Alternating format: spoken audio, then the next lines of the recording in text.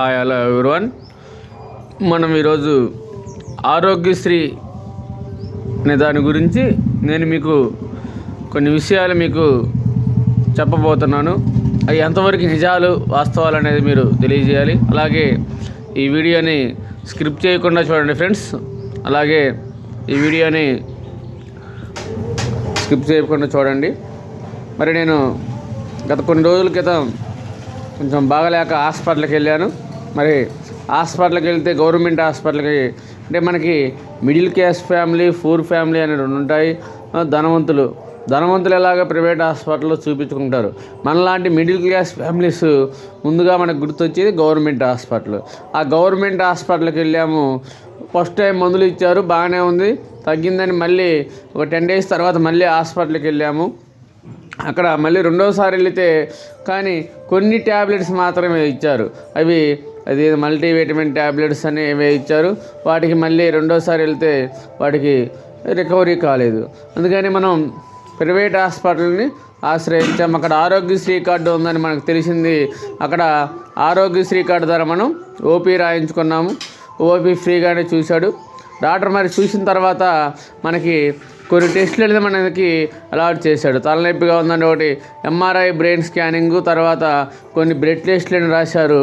మరి అవి ఎందుకు ఆరోగ్యశ్రీ కార్డు ద్వారా ఫ్రీగా తీయట్లేదు అడిగితే సార్ లేదు సార్, ఇవి మీరు మనీ పే చేసి టెస్టులు చేయించుకోవాల్సి వస్తుంది అని చెప్పారు.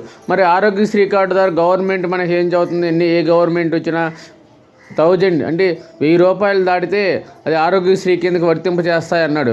మరి కొన్ని వేలు అంటే 11,000, 12,000, 15,000 అయ్యే టెస్టులు మరి ఆరోగ్యశ్రీ కార్డుకి ఎందుకు రావట్లేదు? మరి మనలాంటి మిడిల్ క్లాస్ ఫ్యామిలీలు మరి ఏం చేయాలి? మరి ఆరోగ్యశ్రీ కార్డు కింద ఓన్లీ ఓపీని ఫ్రీగా చూస్తారు. ఏదైనా ఎమర్జెన్సీ టైంలో కానీ ఆపరేషన్లు అయితే చేస్తారు.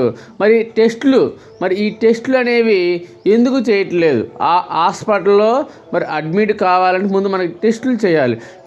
టెస్టులు చేస్తే మనకి ఆ కండిషన్స్ దాన్ని బట్టి మనకి చెబుతారు. మరి ఆ టెస్టులు అనేవి ఆరోగ్యశ్రీ కార్డు కిందకి ఎందుకు రావట్లేదు అని నేను తెలియచేస్తున్నాను. ఆ టెస్టులు మరి మనలాంటి మిడిల్ క్లాస్ ఫ్యామిలీస్కి ఆ టెస్టులు మరి ప్రతిసారి డబ్బులు మనకి మిడిల్ క్లాస్ ఫ్యామిలీస్కి డబ్బులు అందాలంటే కష్టం.